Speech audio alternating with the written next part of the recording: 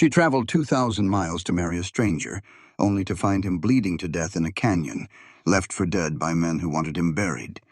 But here's the twist she didn't see coming. The wounded man she dragged to safety. He lied about his name. He tested her loyalty with a torn shirt and half a piece of cornbread. He watched her every move, waiting for her to betray him, just like everyone else had. What he didn't expect, she already knew who he really was. And what she didn't expect, the 47 words that brought her west would lead her straight into a war she never asked for, but one she'd have to fight to survive. This is the story of a woman who had nothing left to lose, and a man who had forgotten what it felt like to be loved without conditions. This story will remind you of one powerful truth. How you treat someone when you think they have nothing to offer reveals everything about who you really are. It's about trust, rebuilt from ashes, love tested by fire, and the courage it takes to stay when everything tells you to run. If you believe kindness still matters, even when no one is watching, drop a comment and tell me, would you have saved a stranger in that canyon? Hit that like button if you're ready for this journey. Subscribe so you don't miss what happens next, and share this with someone who needs to hear that broken people can still build beautiful things. Now, let's begin. Clara Danvers had counted the 47 words in that letter 147 times during the 3-day train ride from St. Louis. Standing alone on the empty platform as the locomotive shrank to a smudge of black against the bleeding sky, she realized she should have counted the warnings instead. The Thornfield station was not much to look at. Weathered wooden platform with peeling paint, a single bench warped by years of sun and rain, and a rusted water tower standing like a tired sentinel against the Montana sky. The smell of coal smoke mixed with sage and something vast and empty she had never smelled before. The sound was what struck her most. Nothing.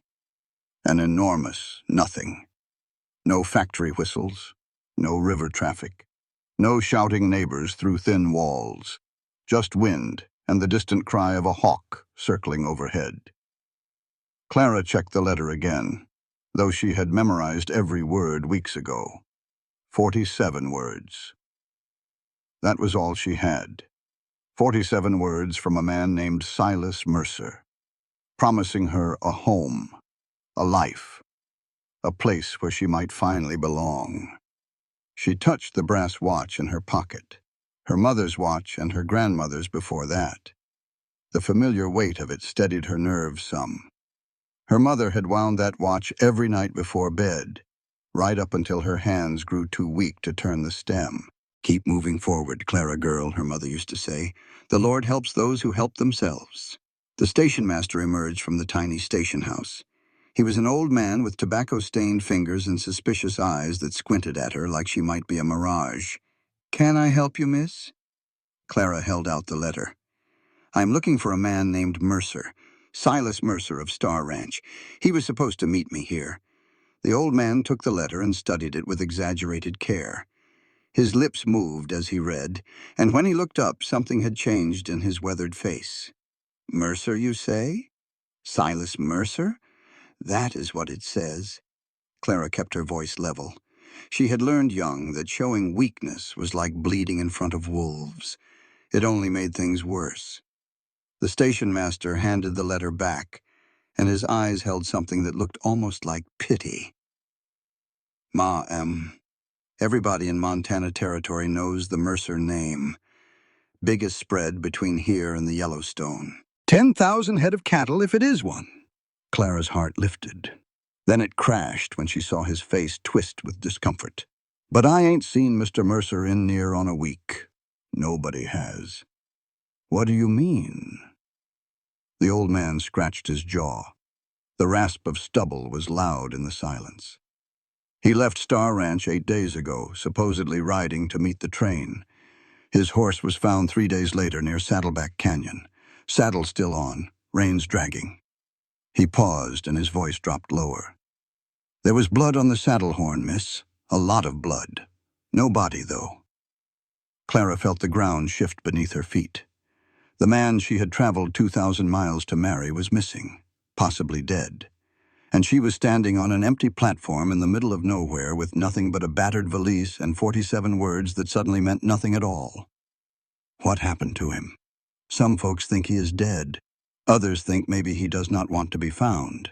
Either way, miss, whatever you came here for, the station master shook his head slowly. It ain't here no more.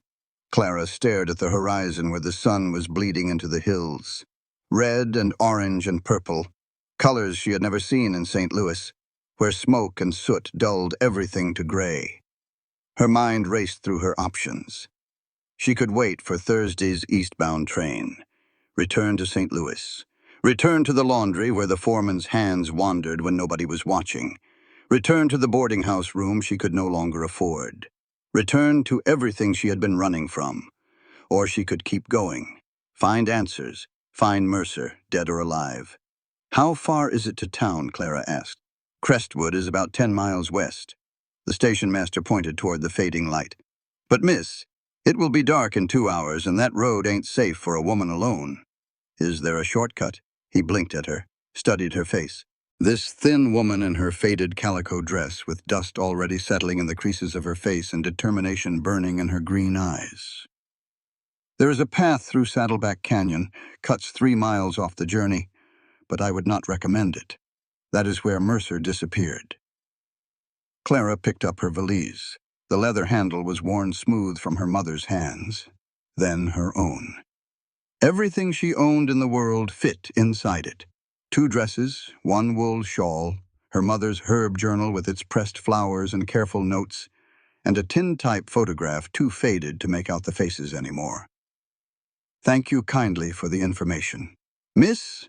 The station master's voice stopped her at the edge of the platform. You sure about this? Next train comes through Thursday. You could wait here. Send word to the ranch. I have done enough waiting, Clara said. She stepped off the platform onto the packed dirt road. The ground was hard and red, cracked like old pottery. "Ma'am," the old man called after her. "Whatever happened in that canyon, something bad went down. You be careful, you hear?" Clara did not answer. She was already walking toward the gap in the hills where Saddleback Canyon waited like an open mouth. The canyon swallowed sound the way a well swallows stones. Clara had been walking for nearly an hour. The walls rose on either side, not tall but steep enough to block the wind and trap the last heat of the dying day. Sweat trickled down her back, plastering her dress to her skin. She had not passed another soul. No wagons, no riders, nothing but scrub brush and red rock, and the distant chatter of a creek the station master had mentioned. The silence pressed against her ears like cotton wool. What kind of man does not come to meet his bride? She had asked herself that question 100 times since stepping off the train. The letter had been so careful, so precise.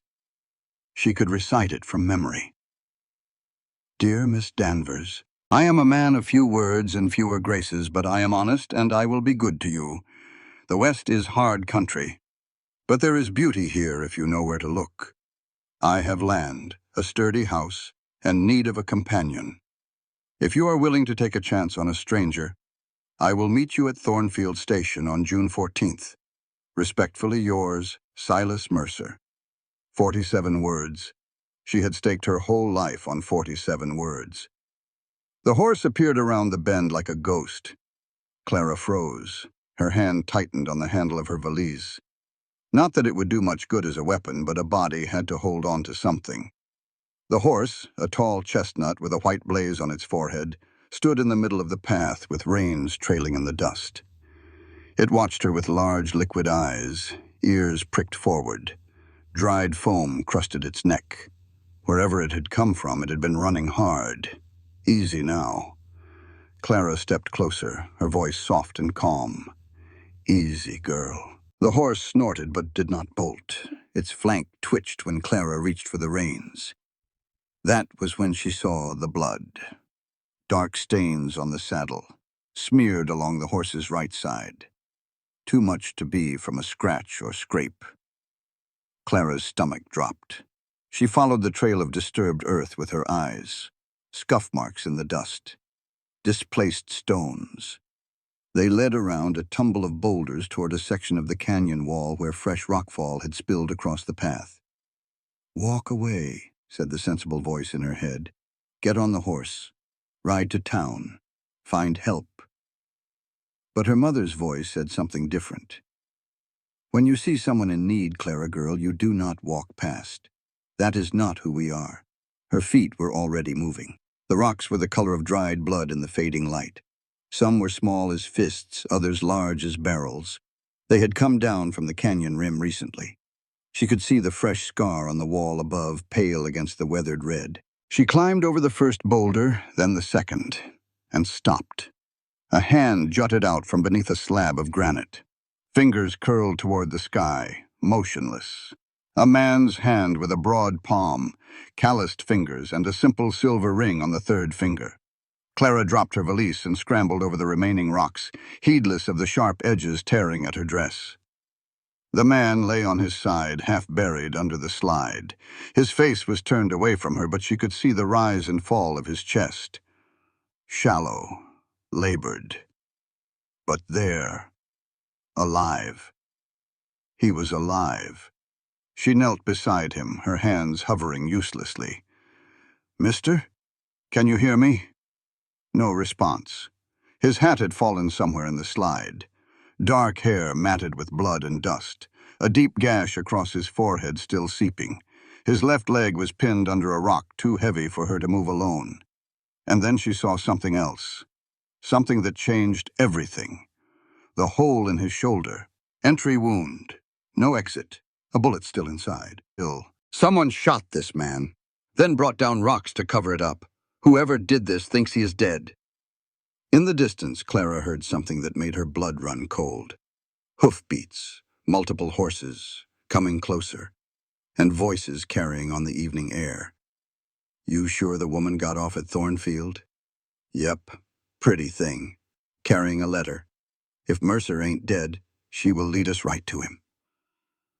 Clara looked at the unconscious stranger, looked at the horse, looked at the darkness swallowing the canyon ahead. She had 47 words and a stranger who might be dead by morning. It would have to be enough. She hauled him over the saddle and ran. Before we continue, I would love to know which city you are watching from. Drop a comment below and let me know where you're joining us from today. And if you are enjoying this story so far, make sure you are subscribed so you do not miss what happens next. Now let us get back to Clara and this mysterious wounded stranger. The night swallowed them whole. Clara led the horse through the creek bed, cold water soaking through her boots and numbing her feet. The unconscious man kept slipping sideways, and twice she had to stop to re-secure him across the saddle. His blood was warm against her hands in the cold darkness.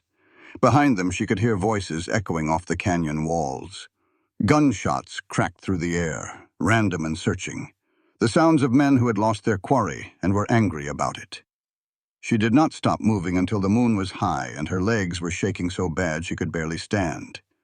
The cabin appeared like an answer to a prayer she had not known she was praying. A dark shape, hunched against the hillside, barely visible against the trees. Single room from the look of it, clearly abandoned, with a door hanging crooked on one hinge and windows black as empty eye sockets. But it had walls. It had a roof. It was off the trail. Clara pushed inside, the hinges screaming in protest. The smell hit her first. Old wood, mouse droppings, something musty and closed in. Beneath that, the faint char of a long-dead fire. She fumbled along the mantel until her fingers found a candle stub and matches beside it. The match head scraped, flared, and flames sputtered to life, throwing shadows across the single room. A stone fireplace dominated one wall, hand-stacked and blackened with years of smoke. A wooden cot with a straw mattress, the ticking stained and lumpy. A table, 2 chairs, a cracked window letting in slivers of moonlight. It smelled like a place that had been forgotten by the world. But it would have to do. Getting the stranger inside nearly broke her. Clara hooked her arms under his shoulders and pulled. His boots dragged furrows in the dirt. Dead weight. That is what folks called it. And now she understood why. Every muscle in her back screamed. Her knees buckled twice before she managed to drag him onto the cot. In the dim candlelight, she could finally see him properly. Mid-30s, maybe. Handsome in a weathered, hard-used way. Dark hair, strong jaw with several days of stubble. The kind of face that had seen things and survived them. His hands caught her attention. Calloused, scarred, working hands. But his clothes were quality. Good wool shirt, though torn and bloodied now. Leather boots that cost more than Clara had earned in a year at the laundry. Working man's hands. Rich man's shirt.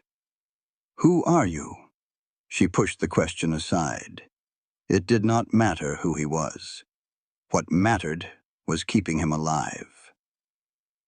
Clara set to work with the efficiency her mother had drilled into her since childhood. Water from the creek heated over a small fire. Clean rags torn from her spare petticoat. Her mother's small knife, always in her valise, always sharp. The head wound was ugly but not deadly. She cleaned it carefully, stitched it with thread from her sewing kit, her mother's voice in her head. Small stitches, Clara girl, neat and even. The body wants to heal. You just have to give it a chance. The shoulder was worse. She could feel the bullet beneath the skin, lodged against bone. This was beyond her skill, but she had no choice. She sterilized the knife in the flame, whispered a prayer her mother had taught her, and began to dig. Halfway through, his eyes flew open. Gray eyes, pale gray like winter sky before snow, wild and panicked and unseeing, the eyes of a man trapped in nightmare. His hand shot out and grabbed her wrist with crushing strength. "Do not touch me!" His voice was raw, desperate. Clara did not flinch, did not pull away. "Then lie there and die. I am trying to save your life, and you are making it considerably harder." Something in her voice reached him. His grip loosened. His eyes focused, really focused on her face for the first time. "Who are you?" "Someone too stubborn to leave a bleeding stranger in a canyon. Now hold still." She went back to work. The bullet came free with a wet, horrible sound. He passed out again, which was a mercy for both of them. Clara stitched the wound, cleaned it, wrapped it in fresh bandages. Then she checked his leg. The ankle was badly swollen, but not broken. Sprained, maybe torn, but it would heal if he stayed off it. By the time she finished, gray light was seeping through the cracks in the walls. She had been awake for over 24 hours. Her hands were steady from years of practice, but exhaustion pulled at her like an undertow. She built up the fire, heated some broth from dried beef she found in his saddlebags, and settled against the wall to wait. He woke again as the sun climbed higher. This time his eyes were clear, alert, suspicious. He took in the cabin, the fire, the bandages on his body, the woman sitting across from him with shadows under her eyes and blood on her dress. "You pulled me out." It was not a question. Someone had to. "Why?" "Because you were hurt and I was there." Clara held out the cup of broth. "Drink this. You have lost a lot of blood." He studied her face for a long moment. Something shifted in his expression. Not trust, but perhaps the beginning of curiosity. He took the cup and winced at the movement. "What is your name?" "Clara. Clara Danvers." She waited for him to offer his own name. The pause stretched longer than it should have. "Eli." His eyes slid sideways for just a heartbeat before meeting hers again. "Eli Walker." Clara watched his face as he said it. She had grown up reading faces, knowing when her mother was lying about how bad the coughing was, knowing when the landlord was about to raise the rent, knowing when a man was telling the truth and when he was selling snake oil. This man was hiding something. But then again, so was she. The fever came that night. Clara sat with him through the worst of it, changing the compress on his forehead, forcing water between his cracked lips, listening to him mutter words she could not quite make out. "Catherine," he said once, the name torn from somewhere deep. "The money. Do not." And then, clearer. "Victor, I will not let you. It is mine. Mine." Clara filed the names away. Catherine. Victor. Whoever they were, they haunted his dreams. Toward dawn, the fever broke. Clara dozed against the wall, exhaustion finally winning the battle. She woke to find him watching her. "You stayed." His voice was rough but clear. "Did you expect me to leave?" "Most people would have." Clara thought about that. "I am not most people." He was quiet for a moment. Outside, a mockingbird began its morning song, bright and insistent. "Thank you," he said finally, "for everything." The word seemed unfamiliar in his mouth, like he had not said it in a very long time. "Why did you do it?" "You do not know me. You do not know anything about me." Clara met his eyes, those winter-gray eyes that gave away nothing and saw everything. "Because you were hurt and I was there. It is not more complicated than that." Something flickered across his face. Confusion, disbelief, and underneath that something that looked almost like hope. He looked away first. "You should get some rest. I am not going anywhere for a while." Clara almost smiled. "That is the first true thing you have said since you woke up." His eyes snapped back to her, surprise breaking through his careful mask. "What do you mean? Your name is not Eli Walker. I do not know what it is, but it is not that." She stood, stretching muscles stiff from sitting on the hard floor. "But it does not matter right now. Right now, all that matters is that you heal." She walked to the door and looked out at the morning light spilling golden across the canyon. "You are right to be careful. There are men out there looking for you. I heard them talking last night in the canyon." She turned back to face him. "But I am not one of them, and whatever trouble you are in, I am not your enemy." He stared at her for a long moment. "How do you know I am not the one who deserves trouble?" Clara thought about the calluses on his hands, the quality of his clothes, the silver ring on his finger, the way he had said Victor's name like a curse. "Maybe you do," she said, "but that is not for me to judge. Right now, you are a man who needs help. I am a woman who can give it. That is enough for today." She stepped outside to check on the horse and gather water from the creek. Behind her, Silas Mercer, who had introduced himself as Eli Walker, lay on the cot and stared at the ceiling. He thought about the woman who had saved his life, who had stitched his wounds and sat with his fever and asked nothing in return, who had looked him straight in the eye and called him a liar without anger or accusation. He thought about Catherine, who had smiled so sweetly while she emptied his safe. He thought about his mother, who had promised to stay and left within 6 months of his father's funeral. And he thought about 47 words he had written to a stranger in St. Louis, a woman named Clara Danvers, who was supposed to meet him at Thornfield Station. The same Clara Danvers who was currently walking back through the cabin door with a bucket of fresh water, completely unaware that she had just saved the life of the man she had come west to marry. He should tell her. He knew he should tell her. But something held him back. Some need he did not want to examine too closely. Everyone he had ever trusted had betrayed him. His mother, his wife. Even Victor, who he had once considered an ally. This woman did not know who he was, did not know about Star Ranch or the money or any of it. She thought he was just a wounded stranger with nothing to his name. And she had saved him anyway. He needed to know if that was real. Needed to know if she would still be kind when there was nothing to gain. Just for a little while longer, he told himself. Just until he was sure.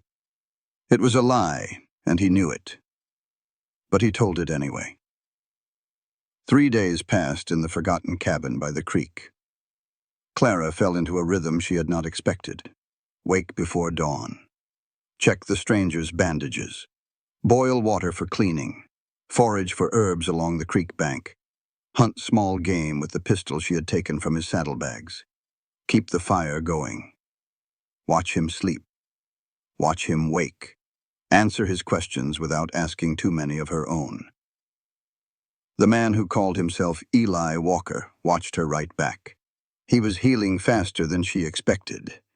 By the 3rd day, he could sit up without help, could swing his legs over the side of the cot and stand, though his ankle screamed in protest and his shoulders still seeped through the bandages. But his eyes were the most healed thing about him. Clear now. Clear, sharp, taking in everything she did with an intensity that should have made her uncomfortable. It did not. She found herself talking more than she had in years, telling him about the herbs she gathered, the way her mother had taught her to identify plants by their leaves, their smell, the way they grew. Small things, safe things. He listened, really listened, not the way men usually did, with half their attention somewhere else just waiting for their turn to talk. He asked questions, remembered the answers, stored each piece of information away like it mattered, like she mattered. Late afternoon of the third day, she caught him watching her from the cot while she sorted herbs at the table. "What?" she asked without looking up. "Nothing." He shifted, wincing slightly. "Just thinking." "About what?" "About how you moved through this cabin like you were born to hardship. No complaints, no tears, no expectations." Clara's hand stilled on the yarrow leaves. "Is that unusual? In my experience, yes." She looked up then, met his eyes. "What kind of women have you known?" "The wrong kind, apparently." He said it lightly, but something dark moved beneath the words.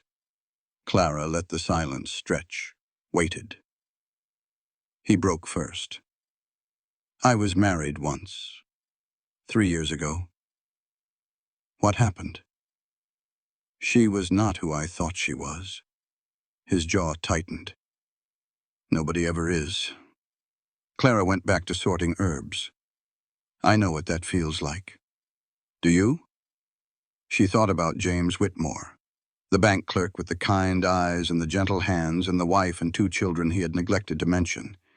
She thought about standing on the bridge over the Mississippi, looking down at the black water, wondering if it would hurt or if she would just stop feeling anything at all.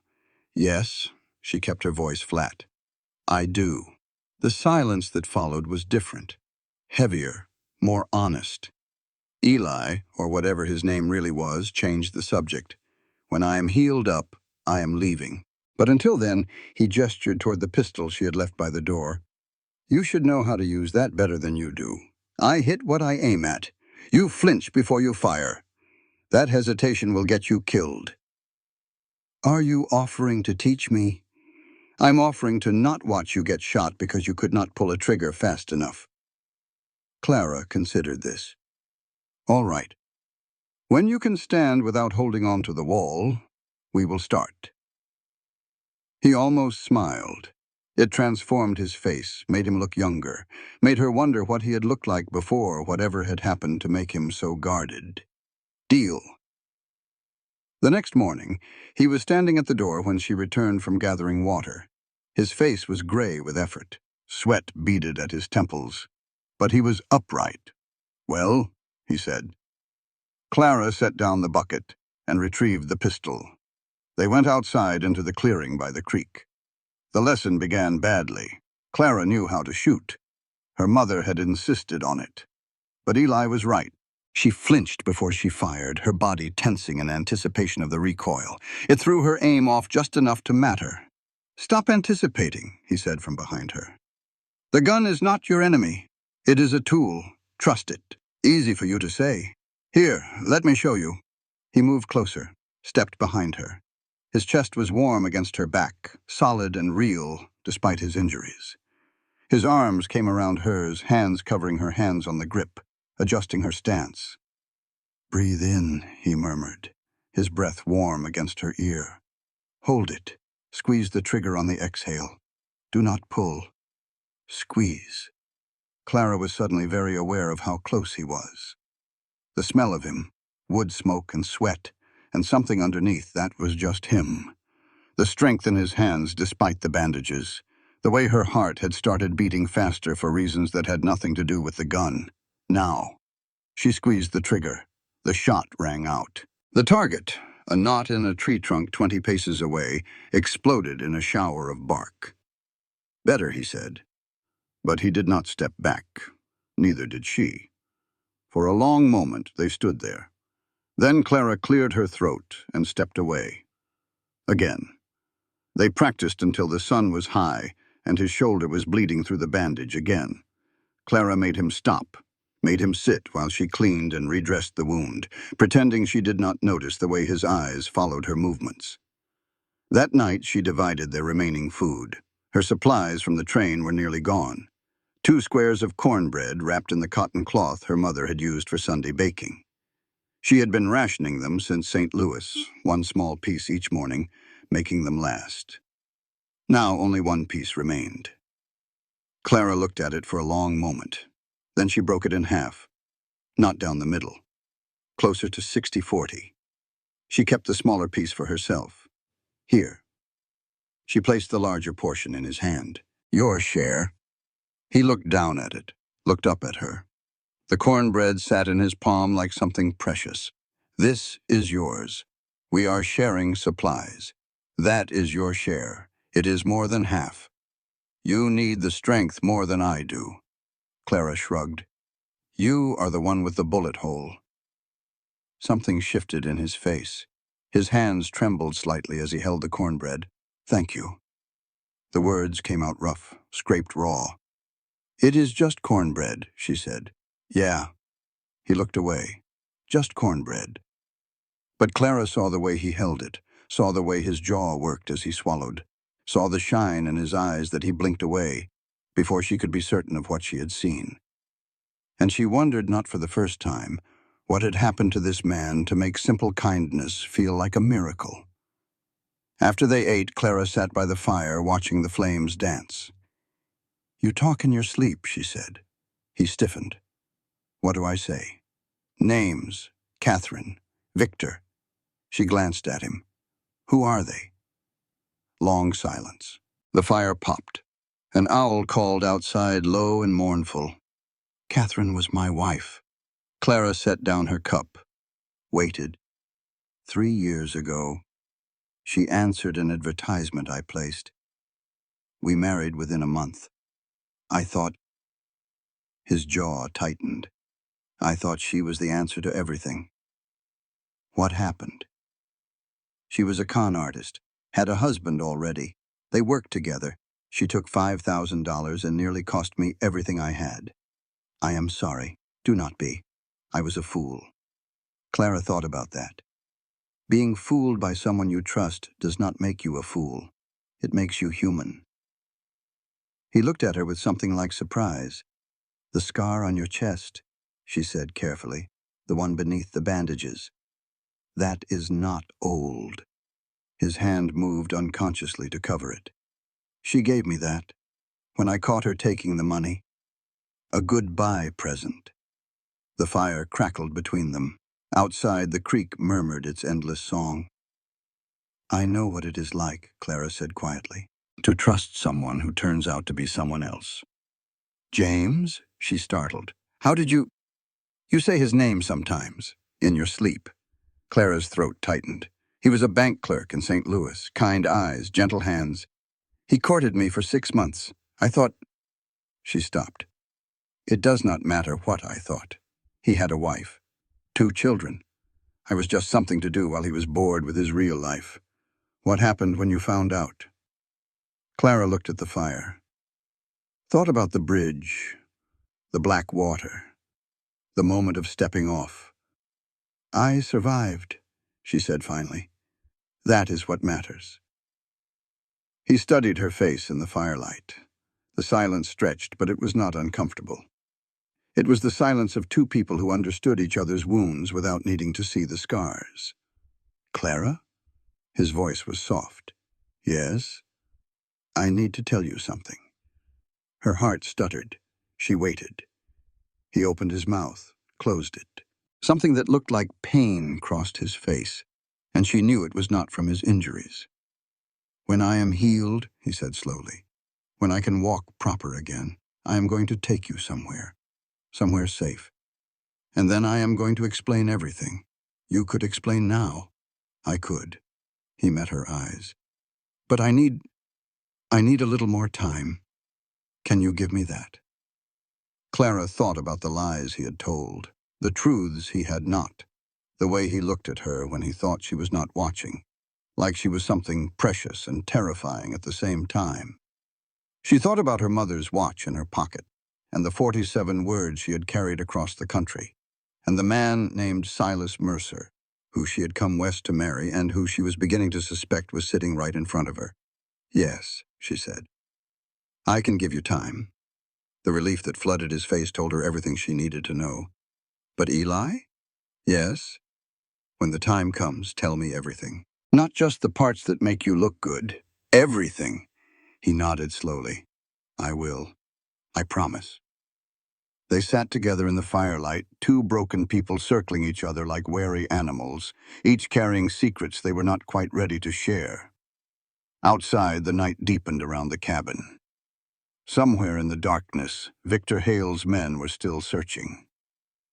And the truth, like a buried bullet, was working its way toward the surface.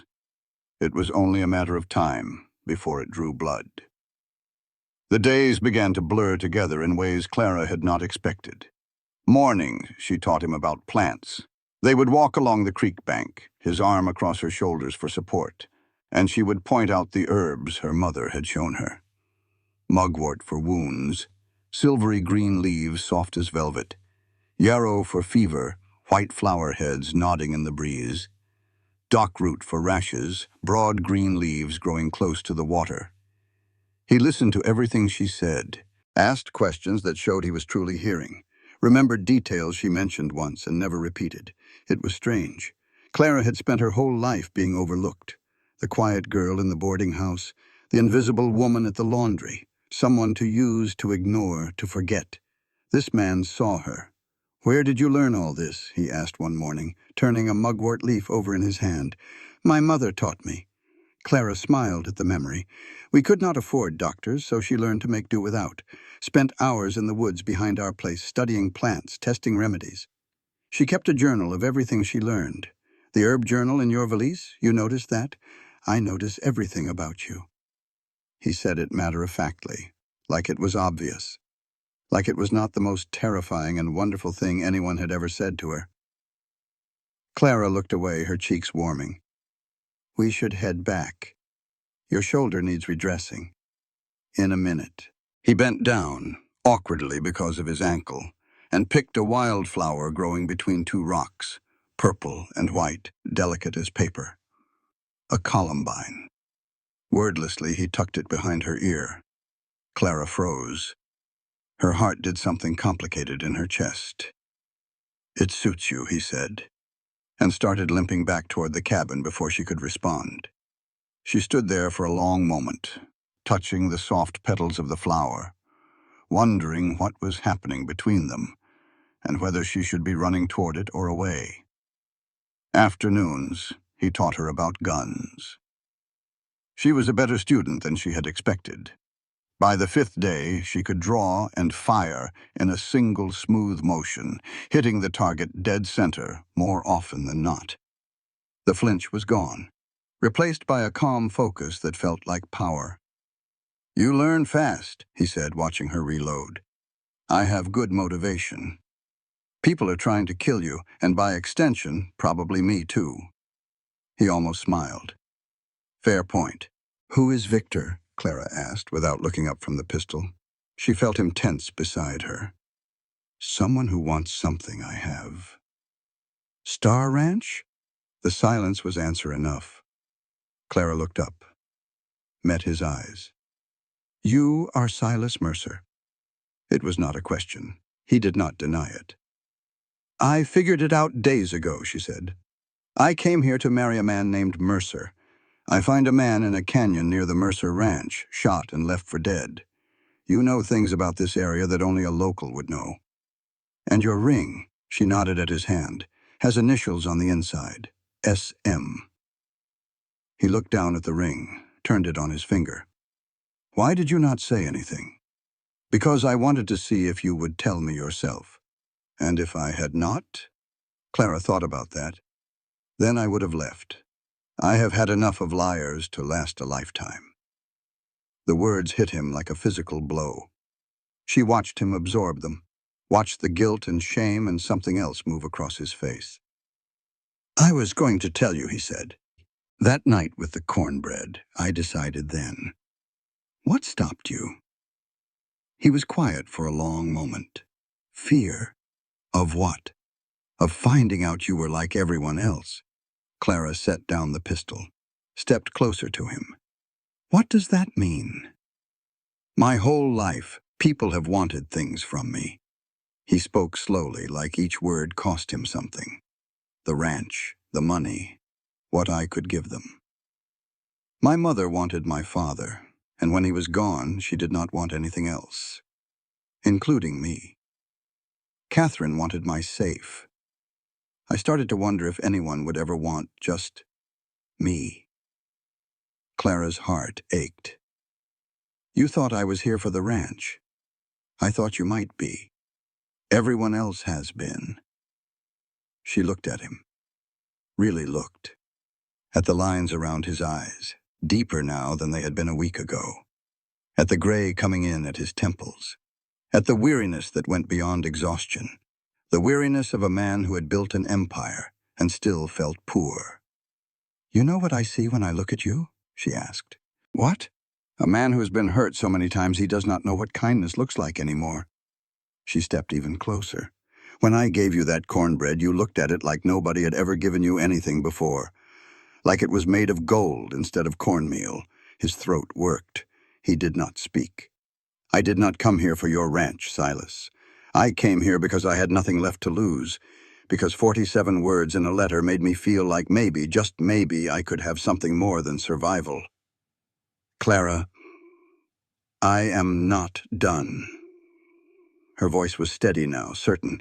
You lied to me. You tested me like I was a horse you were thinking of buying. That was wrong. And it hurt. I know, but I understand why you did it. She reached out, touched his face. Her fingers trembled against his jaw. I understand being so broken that you cannot trust anything good. He closed his eyes, leaned into her touch. I am sorry, he whispered. I am so sorry. I know. Can you forgive me? Clara thought about the river, about standing on that bridge, looking down at the black water, about the choice she had made to keep living even when she did not know what she was living for. I can try, she said. His eyes opened, gray and bright and filled with something that looked like hope. He leaned toward her. She leaned toward him. The space between them shrank to inches. Their lips were almost touching when the gunshot shattered the silence. Clara reacted on instinct. She grabbed the pistol from where she had set it down and dropped into a crouch, pulling Silas down with her. 3 more shots, then shouting. They found us. Silas's face had gone hard. All trace of vulnerability vanished. Stay behind me, like hell I will. The cabin door burst open. 3 men poured through, guns drawn, faces covered with bandanas. The one in front was young, maybe 20, with wild eyes and shaking hands. The second was older, scarred, moving with the confidence of someone who had done this before. The third stayed by the door, blocking the exit. Clara did not hesitate. She fired twice. The young one went down with a scream, clutching his leg. The second man took cover behind the overturned table. Silas was moving despite his injuries, tackling the third man before he could get a shot off. They crashed against the wall, grappling for the gun. Clara saw the scarred man rising from behind the table, taking aim at Silas's back. She shot him in the shoulder. He dropped his gun and collapsed, cursing. Silas slammed the third man's head against the stone fireplace. He went limp. For a moment, everything was still. Then the young one, bleeding on the floor, started laughing. You are dead, Mercer. His voice was high and thin with pain. Mr. Hale wants you in the ground, and what Mr. Hale wants... Silas hit him. The laughing stopped. Clara stood in the middle of the cabin, pistol still raised, her heart pounding so hard she could hear it. Are you all right? Silas was beside her suddenly, his hands on her shoulders, checking her for wounds. I am fine. She was surprised to find it was true. Is that all of them? For now. But there will be more. Victor knows I am alive now. He will come with everything he has. Then we need to leave. Yes. Silas looked at the unconscious men, then back at her. But, Clara, what? Thank you for not hesitating. Clara thought about the lessons he had given her, the hours of practice, the way he had drilled into her that hesitation kills. You taught me well. He smiled. It was tired and strained and edged with pain, but it was real. We make a good team. Yes, Clara found herself smiling back. We do. They tied up the attackers and took their horses. By nightfall, they were miles away, riding toward Star Ranch and whatever waited for them there. Behind them, the cabin by the creek sat empty and dark, holding the memory of cornbread shared and trust rebuilt, and two people who had chosen each other against all odds. The hardest part was still to come. But for now, they rode together. And that was enough. They rode through the night without speaking. Clara's mind churned with everything she had learned. Silas Mercer. The man she had come west to marry was the same man she had pulled from a rock slide and nursed back to health. The same man who had lied to her about his name. The same man who had tested her with coins and cornbread and questions designed to catch her in betrayal. The same man she was beginning to have feelings for. It was too much to untangle while riding a stolen horse through the darkness. So she pushed it all aside and focused on staying in the saddle. Dawn found them at the crest of a hill overlooking a valley unlike anything Clara had ever seen. Star Ranch spread out below them like a kingdom. The main house was a two-story structure with a wraparound porch and white-painted railings. Smoke rose from the chimney. Geraniums bloomed in window boxes, red as drops of blood against the weathered wood. Beyond the house lay a barn bigger than any building Clara had ever seen. Stables, corrals, bunkhouses, outbuildings she could not name. And the land. Lord, the land. Rolling green and gold toward mountains that touched the sky, stretching farther than she could see. "This is yours?" she asked. "This is home," Silas said. "And if Victor has his way, it will not be mine much longer." They were met at the gate by a group of riders, whooping and shouting as they recognized Silas.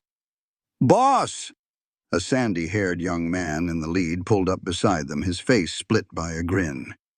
"We thought you were dead. Takes more than a rock slide to kill me, Jake. And more than 3 of Victor's boys to keep you down, apparently." Jake's eyes moved to Clara with obvious curiosity. "Who is this?" "Clara Danvers." Silas's voice carried a weight that made Jake's eyebrows rise. "She saved my life."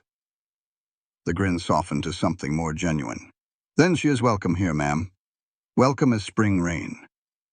They rode down to the main house in a cluster of celebrating cowboys. Clara saw the relief on their faces, the way they looked at Silas with genuine affection. These men were not just employees. They were family. At the house, an old man with white hair and a weathered face was waiting on the porch. Tears streamed down his cheeks as Silas dismounted. "You damned fool, boy." He pulled Silas into a fierce embrace. "You wonderful damned fool, boy. We found your horse. All that blood. We thought—" "I know, Doc." Silas returned the embrace, and Clara saw his shoulders shake slightly. "I know." When they pulled apart, the old man turned to Clara. His eyes were sharp despite the tears, taking in her torn dress, her exhausted face, the way she held herself. "Doc, this is Clara Danvers." Silas's voice was formal now, careful.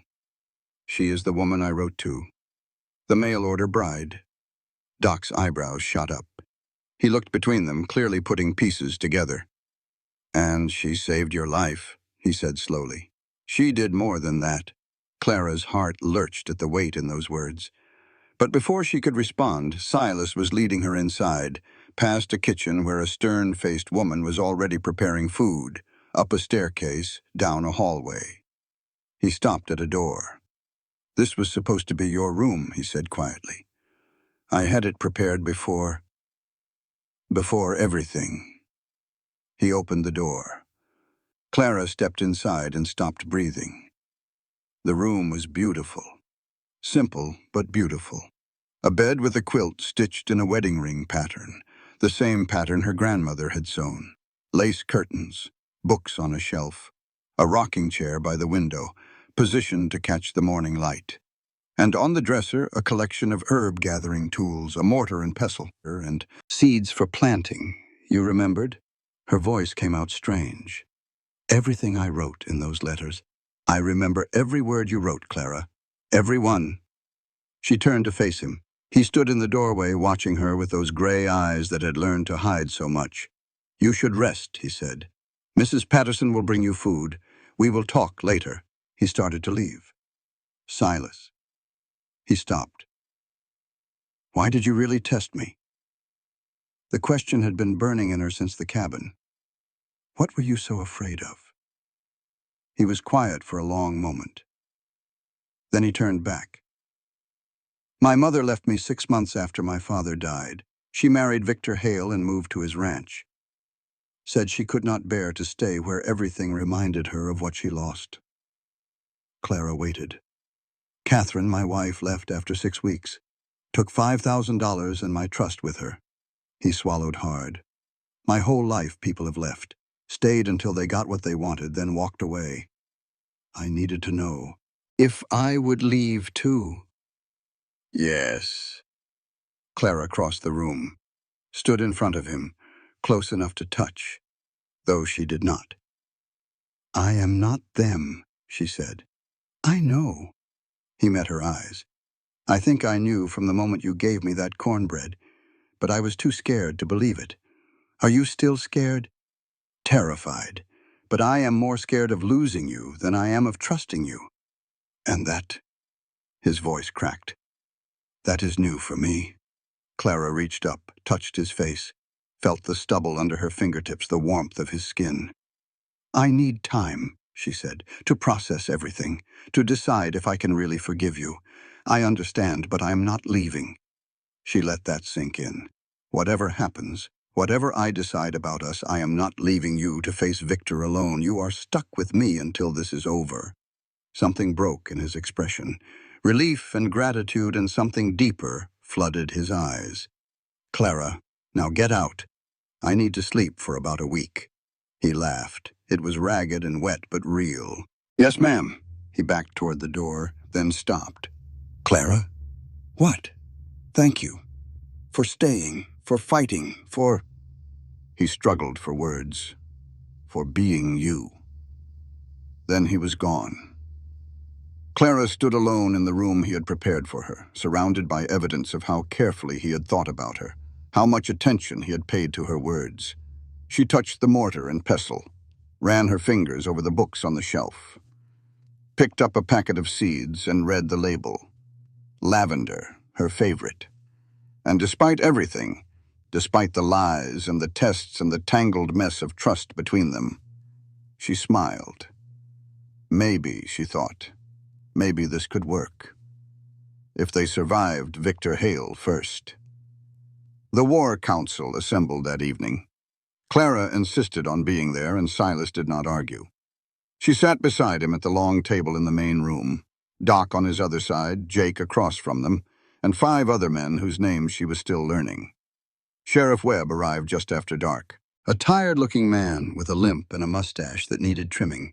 "I cannot help you officially, Silas." He spread his hands apologetically.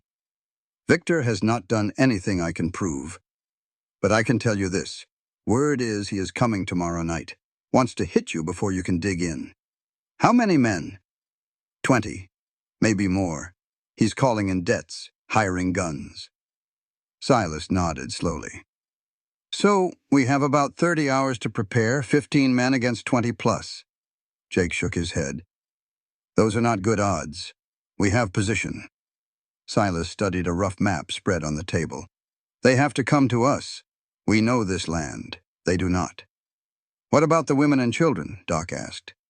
"We move them to the root cellar tomorrow morning. Thick walls, heavy door. They will be safe there." Clara leaned forward. "I can help." Every head turned. "I can shoot. Silas taught me, and I know field medicine. When people get hurt, and they will, I can patch them up." Silas started to protest. "Clara?" "No." Her voice was firm. "Victor beat me because of you. His men would have killed me. I have already bled for this fight. I am not sitting it out." The men exchanged glances. Jake fought a grin. "She has got spine, boss. I will give her that." Silas studied Clara's face for a long moment. Then he nodded. You stay near the house, help the wounded, but if things go bad, I do what needs doing." Clara met his eyes, same as everyone else. Something passed between them, an understanding, a promise. "All right," Silas said. "Let us get to work." The night passed in a blur of preparation. Sandbags and barricades, ammunition counted and distributed, fields of fire plotted and planned. Clara set up a medical station in the kitchen, gathering bandages and water and the herbs she had collected along the way. She worked beside Mrs. Patterson, the stern-faced housekeeper who turned out to have a gentle heart and steady hands. Doc Dawson supervised, offering suggestions from his years as a military surgeon. By dawn, they were as ready as they would ever be. Clara stood on the porch, watching the sun rise over Star Ranch. Silas came to stand beside her. "You should get some sleep," he said. "So should you." "Probably." Neither of them moved. "Silas?" "Yes?" "If something happens tomorrow—" "Nothing is going to happen. But if it does," she turned to face him, "I want you to know something." "What?" "I forgive you." He stared at her. "For the lies, for the tests, for all of it." Clara took his hand. "I understand why you did it. I wish you had not. But I understand. And I forgive you." His eyes shone in the morning light. "Clara, I am not finished." She squeezed his hand. "I also want you to know that I am glad. Glad I found you in that canyon. Glad I stayed. Glad I am here. Even though I lied, because you lied." She almost smiled. "It showed me who you are when you are scared. And it showed me who you are when you are trying to be brave. I think I need both." He pulled her close. Not kissing, not yet. Just holding. Her head against his chest, his chin on her hair, two hearts beating in time. "Stay," he whispered. "Not because of the ranch, or the room, or any of it. Just stay." She closed her eyes, breathed him in. "I already said I would." "I know, but I needed to say it again." Clara smiled against his chest. "I will stay. Whatever happens tomorrow, whatever comes after. I will stay." And there on the porch of Star Ranch, with battle looming and danger closing in, Clara Danvers and Silas Mercer held each other and let themselves believe that everything might somehow be all right. Victor Hale did not wait for nightfall. He came at first light, when the morning mist still clung to the valley, and the defenders of Star Ranch were changing watch shifts. 23 men, armed and mounted, spreading out to surround the ranch like wolves circling wounded prey. Clara was in the kitchen when she heard the shout. "They are coming!" She grabbed the pistol from the table and ran to the window. They seemed to appear out of the mist itself. Dark shapes on horseback, moving with the coordination of men who had done this before. At their center, mounted on a black stallion, sat a silver-haired man in clothes too fine for a cattle raid. Victor Hale. Even from a distance, Clara could see the cold calculation in his bearing. This was not a man driven by passion or desperation. This was a man executing a plan years in the making. Silas appeared beside her, his face hard as granite. "Get to the cellar with the others. Number Clara." "I told you." She checked the pistol, confirming the load. "I am not sitting this out." For a moment, she thought he would argue. Then something shifted in his expression, something that looked almost like pride. "Stay behind the barricades. Do not take any stupid risks. Same to you." He almost smiled. Then he was gone, striding out to meet his enemy. The standoff lasted maybe 5 minutes. Victor rode to just outside rifle range, a white flag hanging limp from his saddle. "Silas," he called, his voice carrying across the morning air. "Let us talk like civilized men." Silas stepped out from behind the main barricade. Jake flanked him on the right, Doc on the left. "We are past talking, Victor." Victor laughed. It was a pleasant sound, cultured, the laugh of a man at a dinner party. "That was always your problem, boy. No patience. Your father was the same way. Do not talk about my father." "Why not? He taught you everything you know, including stubbornness. Clara watched from the window, her knuckles white on the pistol grip. I will give you one chance, Victor continued. Sign over Star Ranch, and I will let everyone walk away. You, your men, even that pretty little bride of yours. Silas did not move, did not flinch. And if I do not, then I take it anyway. Victor's smile did not waver. And no one walks away. Your choice. You have 5 minutes. He wheeled his horse and rode back to his men. The 5 minutes felt like hours. Clara watched Silas conferring with Jake and Doc, saw the tension in their bodies, the determination in their faces. She saw the ranch hands at their posts, rifles ready, fear and resolve battling in their eyes. And she saw the moment Silas straightened and gave the signal. No surrender. Victor fired the first shot himself. It took down a ranch hand at the eastern barricade, a young man named Tommy who Clara had spoken to just yesterday. She heard him scream, saw him fall, and something cold and sharp crystallized in her chest. This was real. This was war. The next hours blurred together in smoke and thunder. Clara found herself moving without conscious thought, dragging wounded men to cover, pressing bandages against holes that should not exist in human bodies, shouting orders she did not know she knew, her mother's training surfacing from somewhere deep. Tommy, the first to fall, died in her arms. He was maybe 19, blonde hair darkened with sweat and blood, blue eyes already going glassy. "Ma'am," he whispered, "tell my mother." "I will." Clara held his hand as the light faded. "I promise." She did not have time to grieve.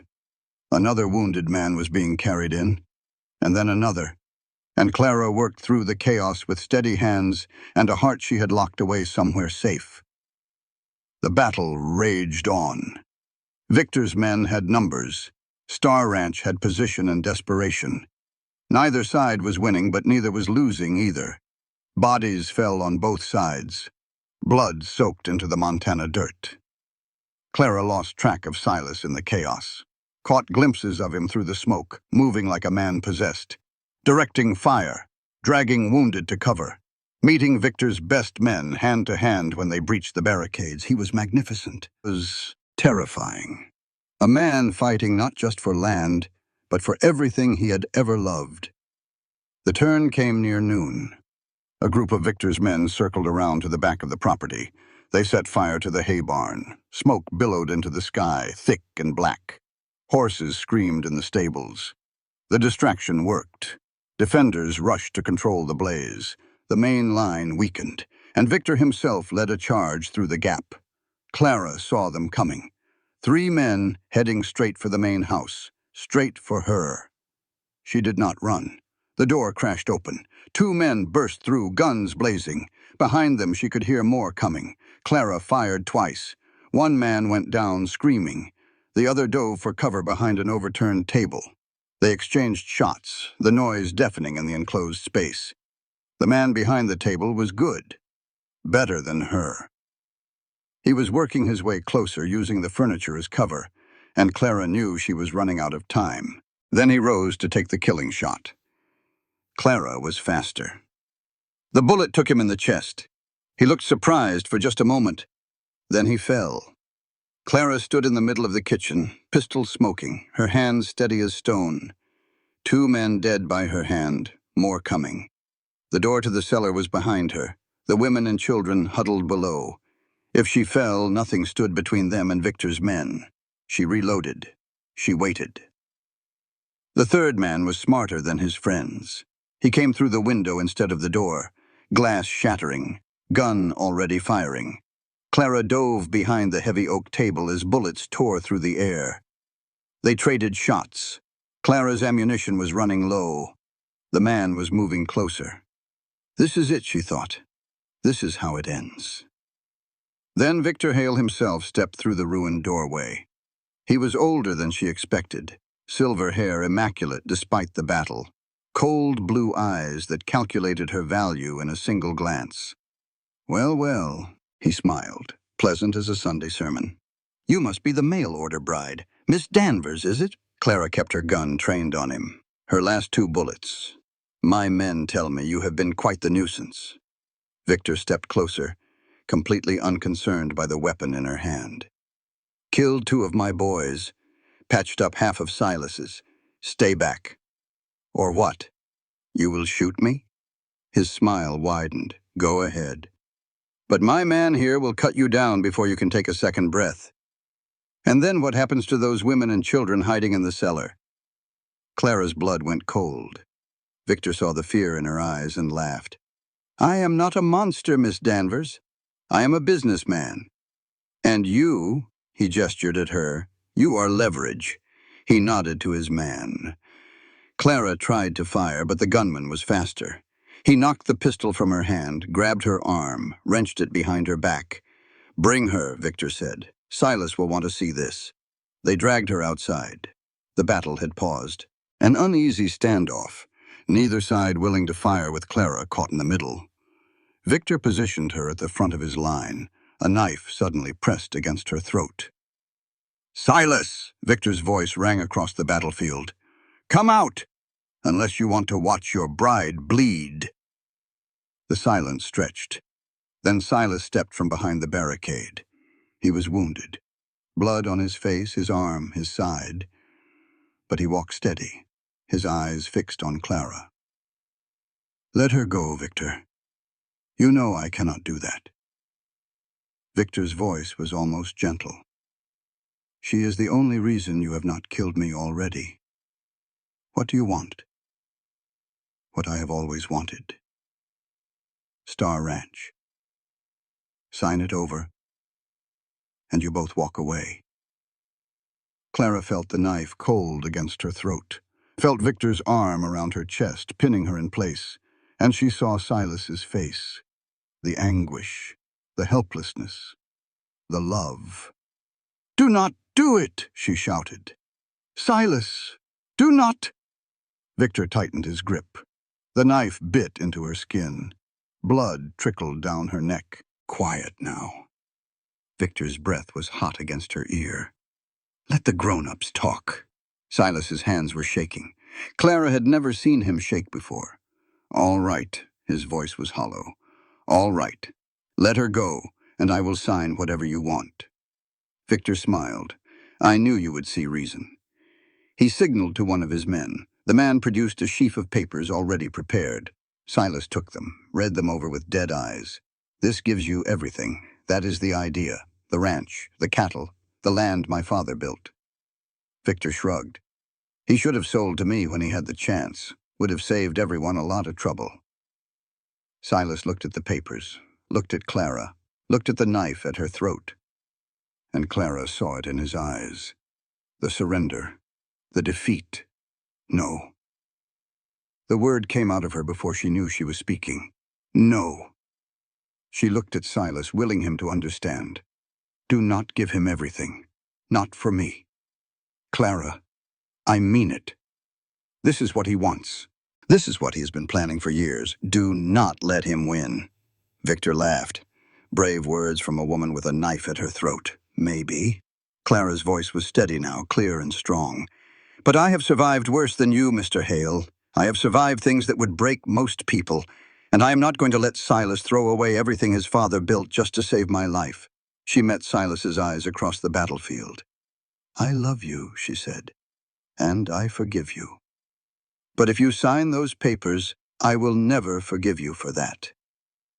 Something changed in Silas's face. The defeat vanished. In its place, something harder, fiercer. The face of a man who had just remembered who he was. He looked at Victor. He tore the papers in half. Victor's smile disappeared. "You just killed her." "No." Silas's voice was ice. "I just called your bluff. You kill her, you have nothing to bargain with, and my men will tear you apart before you can reach your horse." The standoff held.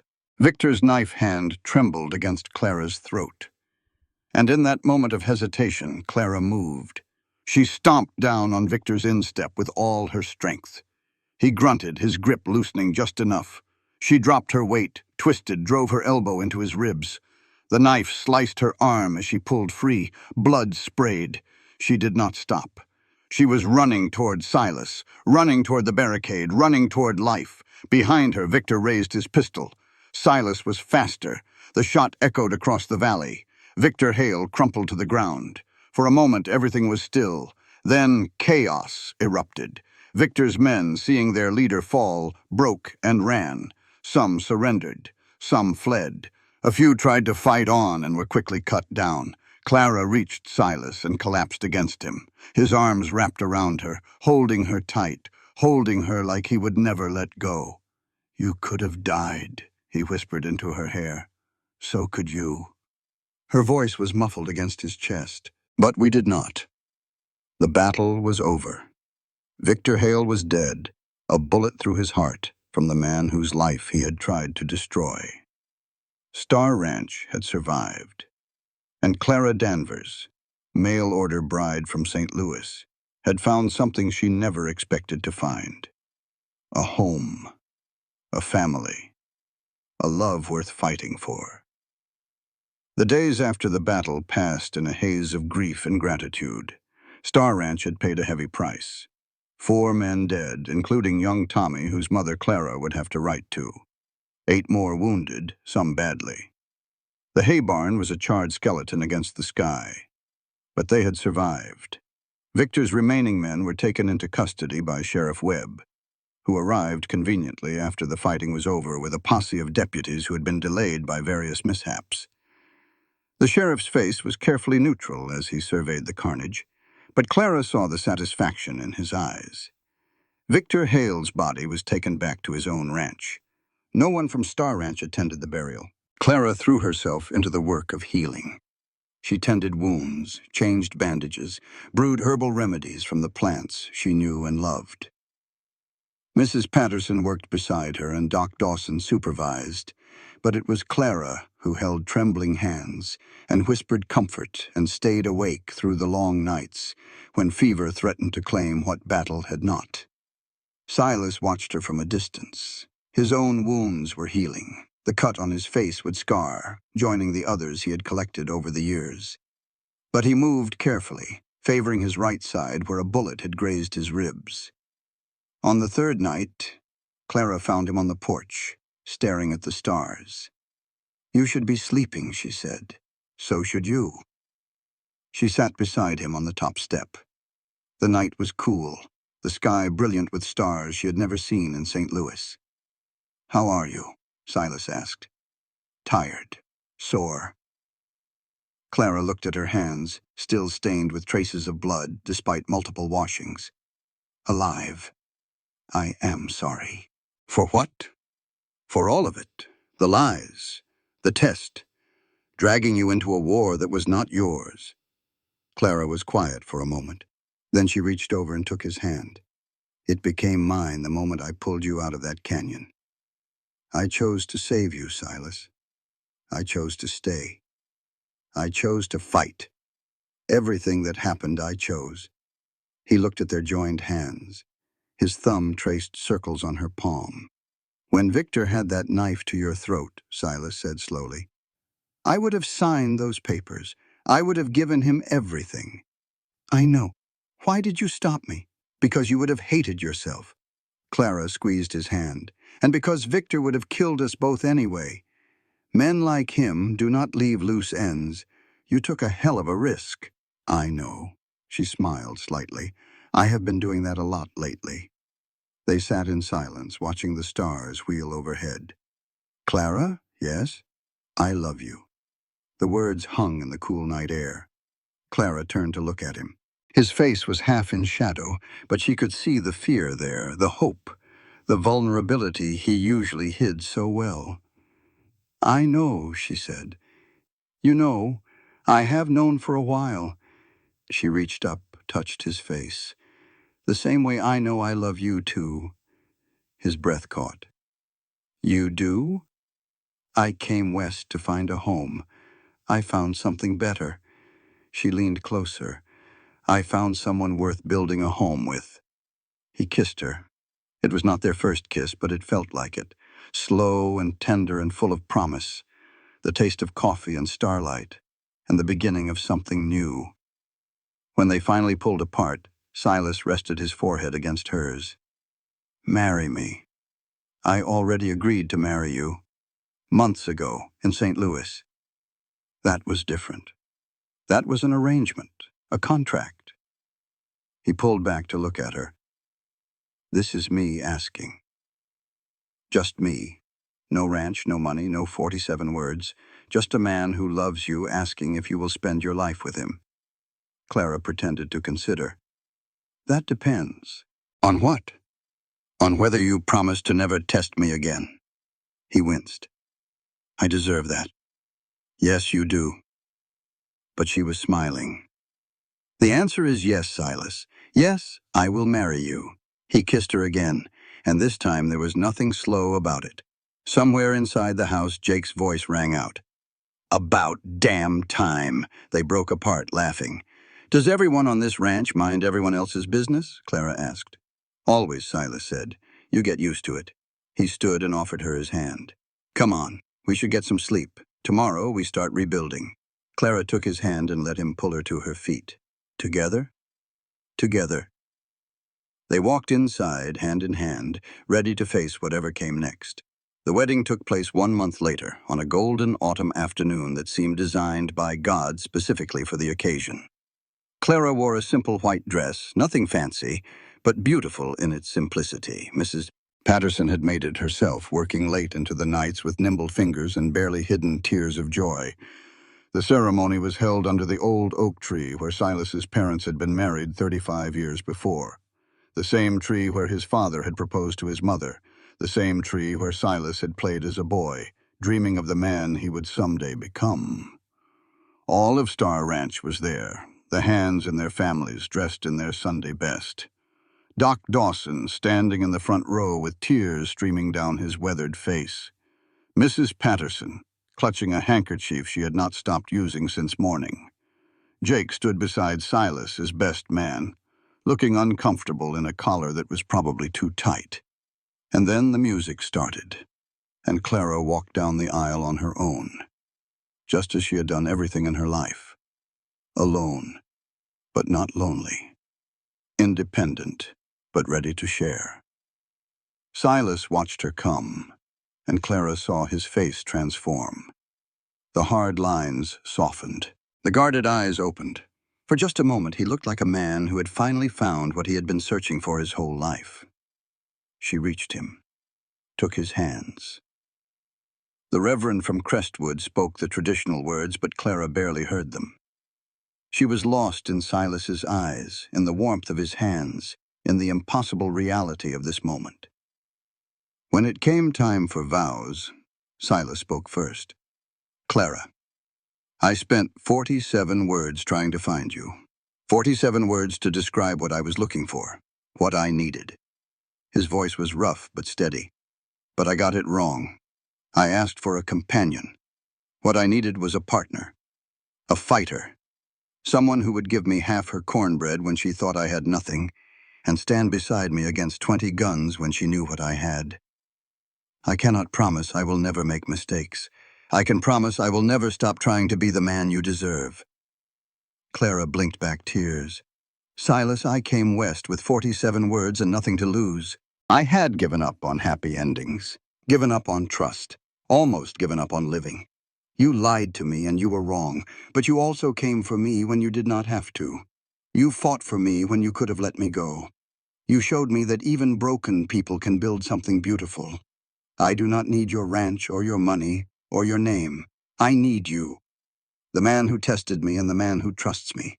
The man who is afraid and the man who is brave. I need all of you. So here is my promise. I will stay, through storms and fights and whatever else comes. I will stay." The Reverend pronounced them husband and wife. Silas kissed her and the crowd erupted in cheers. Jake whistled loud enough to scare the horses, and Clara Mercer, who had once been Clara Danvers, who had once stood on a bridge looking at black water, felt something she had not felt in longer than she could remember. She felt complete. Winter came to Star Ranch with a gentleness Clara had not expected. Snow blanketed the valley, transforming the landscape into a world of white and silence. The work of the ranch slowed but did not stop. Cattle needed tending, fires needed feeding, life went on. Clara found her place. She expanded the herb garden, preparing for spring planting. She treated the minor ailments of the ranch hands, their families, anyone who needed help. Word spread, and soon people were riding in from miles around for the healing woman at Star Ranch. She wrote to Tommy's mother as she had promised. The letter took her 3 days to compose and left her crying on the porch afterward. But she sent it because promises mattered. She wrote to the boarding house in St. Louis, canceling her belongings. Not that she had much, but it felt important to close that chapter properly. And she learned to be a wife. Not the subservient kind of wife her mother had warned her against. Not the decorative kind of wife she had seen in wealthy St. Louis homes. Something different. Something new. She and Silas built a partnership, brick by brick, day by day. They argued sometimes. Clara was stubborn and Silas was worse. But they learned to fight fair and make up honestly, and never go to bed angry. They laughed more than Clara had expected. Silas had a dry wit that caught her off guard sometimes, and she discovered that making him laugh, really laugh, was one of her favorite things in the world. They worked side by side. She insisted on helping with the ranch work, at least the parts she could learn. Silas pretended to protest, but she caught him watching her with pride when she successfully branded her first calf. And they loved. Lord, how they loved. In the big bedroom on the second floor, in the hayloft when they were supposed to be checking inventory, in the kitchen when Mrs. Patterson was conveniently elsewhere. They made up for all the lonely years with a passion that surprised them both. Spring came like a resurrection. The snow melted. The creek sang louder. Green shoots pushed through the brown earth, reaching for the warming sun. Clara planted her herb garden, the one she had always dreamed of. Lavender and rosemary and sage, mugwort and yarrow and dockroot.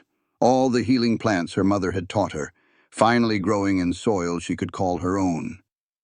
Silas found her there one afternoon, kneeling in the dirt with earth under her fingernails and joy on her face. "You look happy," he said. "I am happy." She looked up at him, squinting against the sun. "Is that allowed?" He knelt beside her. "It is required." He kissed her, right there in the garden, and Clara thought she might actually burst from the fullness of it all. That night, as they lay tangled together in their bed, Clara spoke words she had been holding inside for weeks. "Silas? Hmm?" He was half asleep, his arm heavy across her waist. "I want a child." He was suddenly very awake. "You do?" She turned to face him in the darkness. "I have been afraid. Afraid I would be like my mother, die and leave a child alone. Afraid I would pass on whatever darkness made me want to end things in that river. Clara, let me finish." She touched his face. "I watched the snow melt this spring. Watched everything come back to life after looking dead for months. And I thought, maybe that is what healing looks like. Maybe you do not ever forget the darkness. You just learn to reach for the light anyway. And you want to reach for this? I want to create something with you. Something that is ours. Something that proves broken people can still build beautiful things." Silas was quiet for a long moment. Then he pulled her close, so close she could feel his heart beating against her chest. "If you want a child, we will have a child. And if anything happens, anything, I will be there. We will face it together. You promise?" "I promise." Clara smiled against his chest. "Good. Now go to sleep. We have a lot of work to do in the morning." He laughed, that real laugh she loved so much. "Yes, ma'am." Summer brought news. Catherine Blake, the woman who had once destroyed Silas's heart and nearly destroyed his ranch, was sentenced to 3 years at the Wyoming Territorial Prison for her role in the original theft and conspiracy. The letter from the court arrived on a Tuesday. Silas read it at the kitchen table, his face unreadable. Clara watched him, waiting. "She is going to prison," he said finally. "I know." For 3 years. Yes. He set the letter down. I do not know how to feel about that. Clara sat beside him. What do you mean? She betrayed me, stole from me, nearly got me killed. Not once, but twice. But also, he struggled for words. She helped you escape. At the relay station, she turned on Victor. That does not erase what she did before. No. He looked at his hands. But maybe people can change. Maybe everyone deserves a chance to try. Clara thought about that. Thought about her own journey from that bridge over the Mississippi to this kitchen in Montana. Thought about second chances and forgiveness and the long, hard road of becoming better than you were. Maybe, she said, but that does not mean you have to be the one to give her that chance. Silas nodded slowly. I know. I just... He sighed. I spent so long hating her, and now I do not know what to do with all that anger. Let it go, Clara said simply. Not for her sake, for yours. He looked at her. His eyes softened. How did you get so wise? I married well. He laughed and the tension broke. Silas tossed the letter into the fire, watched it burn. Then he took his wife's hand and walked out into the summer sunlight. The past was finally past. The future was waiting. The child came in spring, exactly 1 year after Clara had planted her first herb garden. A girl with her father's gray eyes and her mother's auburn hair. Born in the big bedroom on the second floor with Doc Dawson attending and Mrs. Patterson praying downstairs and Silas wearing a hole in the porch boards with his pacing. They named her Margaret after Clara's mother. The birth was hard. 12 hours of labor. Complications that made Doc's face go grave. A moment when Clara was sure she was going to die and leave her daughter motherless, just like she had feared. But she did not die. She held on, fought through, remembered that people who have survived darkness are stronger than they know. And then Margaret was in her arms, screaming like she was furious at the world for interrupting her comfort. Red-faced and perfect and absolutely beautiful. Silas came in an hour later, after Doc said it was safe. He stood in the doorway looking at his wife and daughter, and something in his face crumbled. Clara, he whispered, come meet your daughter. He crossed the room slowly, like he was afraid they might vanish if he moved too fast. Sat on the edge of the bed, looked at the tiny bundle in Clara's arms. She is beautiful. She has your eyes. She has your nose. He touched the baby's cheek with one calloused finger, so gentle. God, Clara, we made this. We did. He looked at her. Tears were streaming down his face, unashamed. Thank you. For what? For staying. For fighting. For giving me this. Clara smiled, exhausted and elated, and more in love than she had ever imagined possible. Thank you for writing those 47 words. He laughed, wet and happy. Best 47 words I ever wrote. The first year of Margaret's life passed like a dream. Clara watched her daughter grow from a tiny, squalling thing into a person with preferences and opinions, and a laugh that made everyone within earshot smile. She watched Silas transform from a man afraid of love into a father so devoted it sometimes made her heart ache. He sang to Margaret at night, lullabies his mother had sung to him, before everything went wrong. His voice was rough and off-key, and Margaret seemed to love it.